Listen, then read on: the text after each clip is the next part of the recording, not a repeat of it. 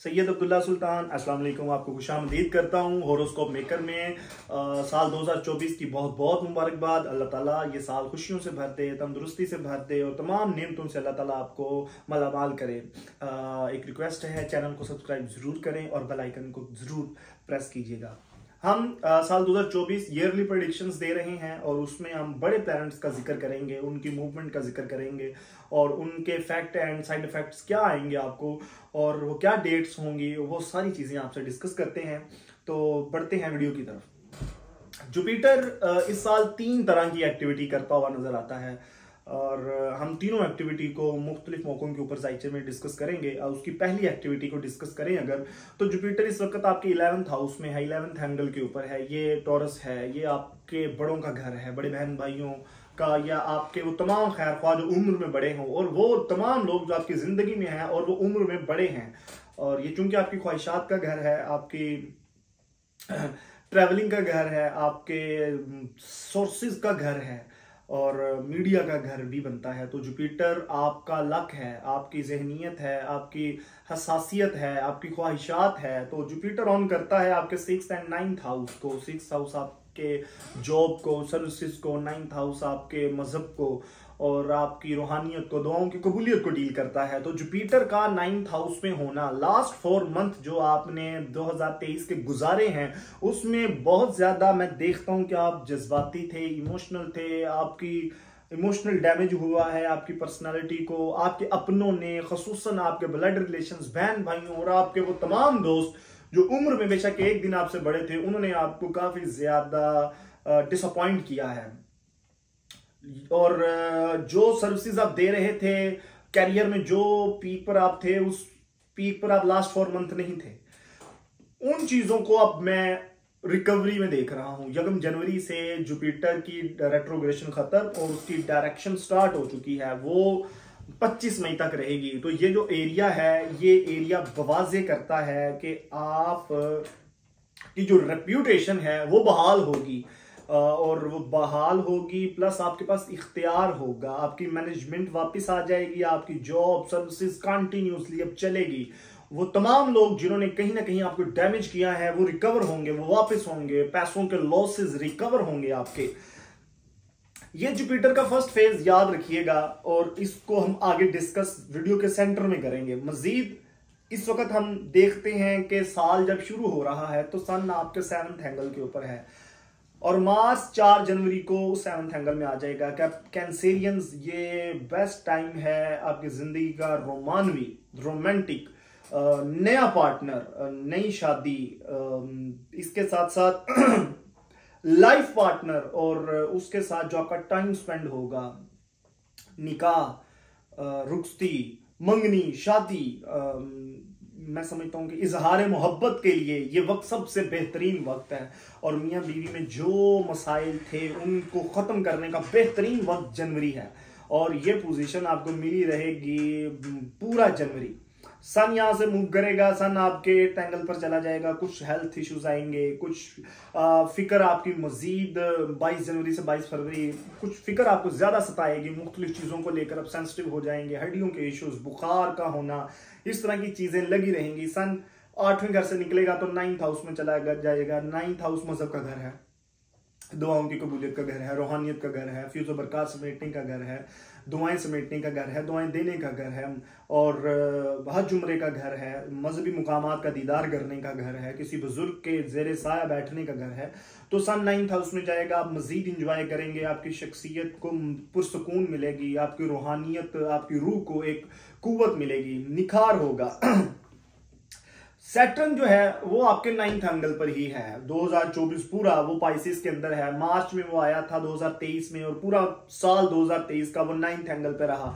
24 पूरा वो यहां पर रहेगा। सैटर्न 9th एंगल पर है, आप अप्लाई करना चाह रहे हैं आउट ऑफ कंट्री के लिए, आपकी ट्रैवलिंग रुकी है, वो मजहबी है, वो बिजनेस के एतबार से है, वो स्टूडेंट वीजा है, लेकिन ये ईयर आपके लिए फायदेमंद होगा। सैटर्न यहाँ पर है तो यहाँ पर ये स्लोली वर्किंग करेगा। अब वो इस ऐसी डिग्रीज के ऊपर रहेगा 2024 में जिसमें वो अब निताज देगा। अब आपकी ट्रैवलिंग जो रुकी हुई ट्रैवलिंग थी, जो काफी सालों से रुकी थी, वो अब यहाँ पर चल जाएगी। और खसूसन गल्फ कंट्री से आने वाली ऑफर्स आपके लिए बहुत शानदार होंगी, फायदेमंद होंगी। वो सफर आपके लिए बहुत मुबारक होंगे। चूंकि केतु आपके 4th हाउस में है, राहु आपके 10th एंगल पर है, तो मैं ये समझता हूं कि राहु की 10वें घर में मौजूदगी अपने ओहदे को, रुतबे को, मर्तबे को, कैरियर को बरकरार रखने के लिए, जिस स्टेटस पर आप हैं उसको मेंटेन रखने के लिए ये एक चैलेंजिंग ईयर हो सकता है। क्योंकि जो ओहदा आपको 22 और 23 में मिला, वो सौदे पर मैं आपको 2024 में नहीं देखता। वो पॉलिटिकल है, वो किसी अदारे की मैनेजमेंट है, वो किसी जगह का, अगर आप सोचते हैं कि किसी जगह परफॉर्म हो, तो मैं 24 में वो इख्तियारात आपके पास नहीं देखते। इसमें लॉसेस हैं, प्रॉब्लम्स हैं, इसमें आप विन नहीं हो सकते, आपका ओहदा आपसे छिन जाएगा या आपसे ले लिया जाएगा वापस। तो किसी भी एतबार से ऐसी एक्टिविटी का हिस्सा नहीं बने। केतु आपके 4th एंगल पर है, घर की बेसुकूनी है, बेचैनी है, घर पर दिल नहीं लगता, घर में आपके नजरिए से इख्तलाफ है, आपके नजरिए से बहस हो जाती है। और ये सिलसिला भी इसी साल आपके साथ साथ लगा रहेगा। और मैं ये समझता हूँ कि अच्छा कैंसेरियंस जो है वो बहस में नहीं पड़ेगा 2024 में, क्योंकि उसको बहस ही उसके क्राइसिस खड़े करेगी। इसके आगे देखा जाए तो राहु 10th एंगल पर है, मास ट्रैवल करता करता 1 मई को चला जाएगा आपके 10th एंगल पर, राहु के साथ कंजक्ट हो जाएगा। ये कैंसेरियन साल का सबसे मुश्किल टाइम है, जहां पर आप अपने बिजनेस, फादर और इन चीजों से मुतल्लिक कुछ बुरी खबरें सुनने को मिलेगी। उनके हेल्थ इश्यूज, बिजनेस में लॉसेस, फादर की कुछ ऐसी जजमेंट सुनने को मिलेंगी जो कि शायद आप एक्सपेक्टेड नहीं करते थे, जिसमें आपको लगे कि आपकी हक तलफी हुई है। और फादर की कुछ डिस्ट्रीब्यूशंस ऐसी हो सकती हैं बिजनेस के अंदर, प्रॉपर्टी के अंदर, इख्तियारात के अंदर। मैंने आपको कहा कि इख्तियार छिन जाएगा आप, लेकिन ये वक्त आपको गुजारना है। इसमें एक्शन लेने का फायदा कुछ नहीं है, हाथ में कुछ भी नहीं आएगा। 1 मई से 9 जून ये कैरियर के लिए तबाही का वक्त है। इसको समझने के लिए बहुत आसान कर लें कि ये टाइम तो बिल्कुल बिजनेस में पैसा लगाना, नया बिजनेस खोलना और बिजनेस के लिए एफर्ट करना ही फजूल है। आग और समझें कि पेट्रोल को एक जगह पे इकट्ठा करके और आप उसके पास होने जा रहे हैं, वो भी क्लोज हो रहे हैं और आप भी क्लोज हो रहे हैं, तो ब्लास्ट है। तो ये टाइम बहुत ज्यादा एहतियात से गुजारने की जरूरत होगी आपको। और बात की जाए जुपिटर के 2nd फेज की, 26 मई को जुपिटर आपके 12th एंगल पर होगा, जो कि और मजीद मुश्किल, तकलीफ, परेशानी और अलार्मिंग सूरत हाल होगी। 12वां घर जायचे का आखिरी घर होता है। जुपिटर आपके 12वें घर में होगा, जो कि उसके दुश्मन का घर है। जुपिटर के दुश्मन का घर है जेमिनी। जेमिनी जब 12वें घर में होगा, ये रहेगा 26 मई से लेके 8 अक्टूबर तक। इस पोर्शन को समझना बहुत जरूरी है। ये जो छुपे हुए दुश्मन है वो खुलकर सामने आ जाएंगे और आपकी तबाही का बाइस बनेंगे।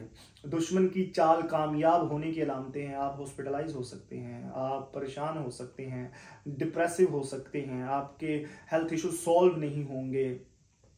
और ये मैं समझता हूं कि कहीं ना कहीं कैंसेरियंस किसी ऐसी जगह पर हैं जहां पर उनकी लाइफ रुक सी जाती है। जैसे कोई शख्स हॉस्पिटलाइज है, जैसे कोई शख्स जेल में है।